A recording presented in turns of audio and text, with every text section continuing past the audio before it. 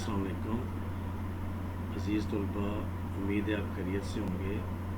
آج کا جو ٹاپک ہے وہ تھکاوٹ، جو سوال کوشچن تھکاوٹ کی تعریف اور اقسام تحریر کیجیے، نیز اس کی وجوہات اور نقصانات بھی لکھیں۔ تھکاوٹ یا فٹیگ،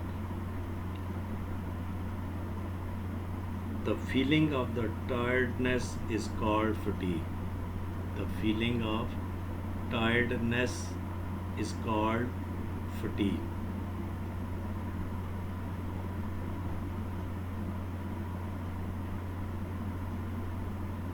فٹیگ کے کس وجہ سے ہوتی ہے، اس کی کچھ وجوہات ہیں جو کہ مندرجہ ذیل ہے۔ نمبر 1 ہے نیند کا مکمل نہ ہونا، یعنی کہ نیند پوری نہ ہونا۔ فٹیگ اس وقت پیدا ہوتی ہے جب ایک آدمی کام تو کرتا ہے لیکن کام کی مناسبت سے نیند نہیں لیتا۔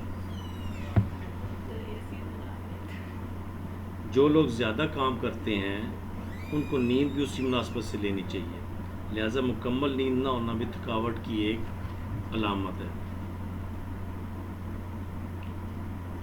نمبر 2، مسلز میں انرجی کی کمی۔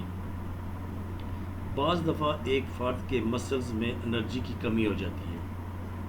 یہ کمی بیماری کی وجہ سے ہو سکتی ہے، زیادہ کام کی وجہ سے ہو سکتی ہے، غیر متوازن غذا کے استعمال کی وجہ سے ہو سکتی ہے، یعنی کسی بھی طریقے سے جب مسلز میں انرجی کی کمی ہو جاتی ہے تو جسم تھکاوٹ محسوس کرتا ہے۔ نمبر 3، لگاتار کام یا کام کی زیادتی۔ کام کی زیادتی کی وجہ سے تھکاوٹ بھی ہو جاتی ہے۔ ہر کام کی ایک حد، ایک لمٹ ہوتی ہے۔ جب اس حد سے آپ تجاوز کریں گے، یعنی کہ اپنے جو آپ کے جسم کی کام کرنے کی کارکردگی ہے اس سے آپ بڑھ کر کام کریں گے تو جسم تھکاوٹ محسوس کرے گا، جس کی وجہ سے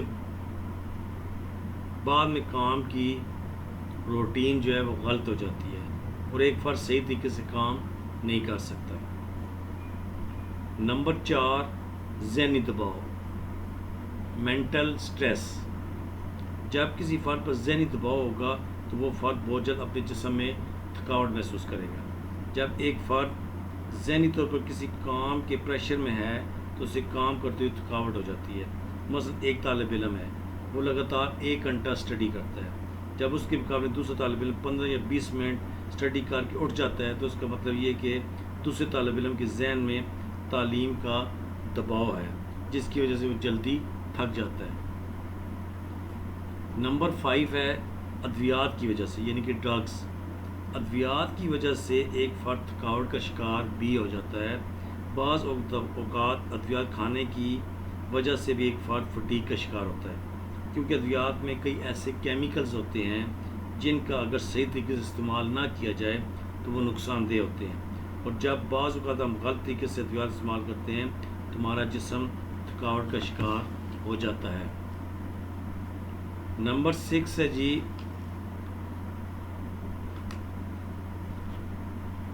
بیماریوں کی وجہ سے، یعنی کہ ڈیزیزز۔ بیماریوں کی وجہ سے بھی ایک فرد تھکاوٹ کا شکار ہو جاتا ہے۔ کوئی بھی کام کیا جائے تو فوراً تھکاوٹ کا احساس ہوتا ہے۔ ایسے حالات بیماری کی صورت میں پیدا ہوتے ہیں۔ نمبر 7، منرل اور وٹامن کی کمی کی وجہ سے، یعنی کہ less of minerals and vitamins. نمکیات اور وٹامنز کی کمی کی وجہ سے بھی ایک فرد تھکاوٹ کا شکار ہو جاتا ہے، کیونکہ جسم کی ہر خلیہ اور بافت کو وٹامنز اور نمکیات کی اشد ضرورت ہوتی ہے۔ جب وٹامنز اور نمکیات یعنی کہ منرلز خلیوں اور بافتوں تک نہیں پہنچتے تو پھر ان کی کارکردگی متاثر ہوتی ہے اور جسم سست ہو جاتا ہے، جس سے ایک فرد تھکاوٹ کا شکار ہو جاتا ہے۔ نمبر 8 ہے غیر متوازن غذا۔ غیر متوازن غذا کی وجہ سے بھی تھکاوٹ ہو جاتی ہے۔ غیر متوازن غذا سے مراد ہے جسم کے اندر یا تو زیادہ مقدار میں کاربوہائیڈریٹس، فیٹس وغیرہ ہیں، یا کاربوہائیڈریٹ، فیٹس وغیرہ کی جسم میں کمی ہے، یا تو کمی ہے انتہائی یا کسی ایک جز کی زیادتی بھی ہو سکتی ہے. تو ایسے صورت میں جسم کی صحیح طریقے سے نشو و نما نہیں ہو سکے گی، اور جب صحیح طریقے سے نشو و نما ہو سکے گی تو آپ کی ذہنی نشو و نما بھی ممکن نہیں ہے، جس کی نتیجے میں ایک فرد اپنے جسم میں جو ہے عجیب سی کیفیت محسوس کرتا ہے اور جسم تھکا تھکا محسوس کرتا ہے، جس کو ہم فٹیگ کہتے ہیں. آج کے لیے اتنا، کل انشاءاللہ اس سے آگے جو ہے نا وہ